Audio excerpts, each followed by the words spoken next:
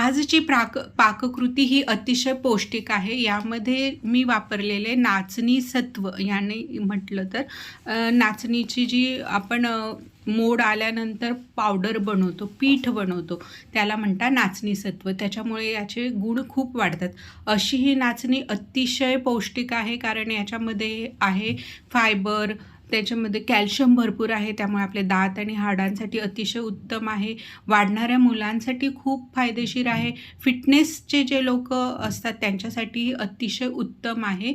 बनवायला अतिशय सोपी. हां, थोडीशी मेहनत तुम्हाला मोड आणायचे त्यासाठी घ्यायची आहे. एक वेळा तुम्ही ही क्रिया करायला थोडी अवघड वाटते, पण एकदा केली ना तर भरपूर दिवसासाठी तुम्ही हे बनवून ठेवू शकता. हवे तसे दळायचे.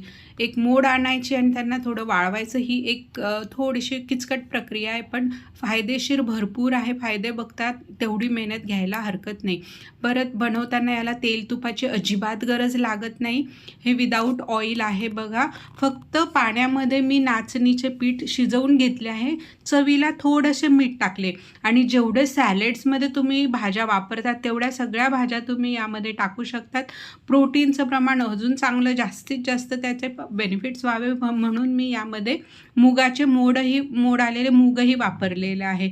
तर त्याचाही फायदा तुम्हाला या रेसिपीमधून मिळेलच. हे काही कमी जास्त तुम्ही टाकू शकतात. चव वाढवण्यासाठी यावर लिंबू पिळून घ्यायचा. अतिशय टेस्टी लागते. नक्की बनवा आणि शेअर करा तुमच्या फ्रेंड्स अँड फॅमिलीला पण. खूपच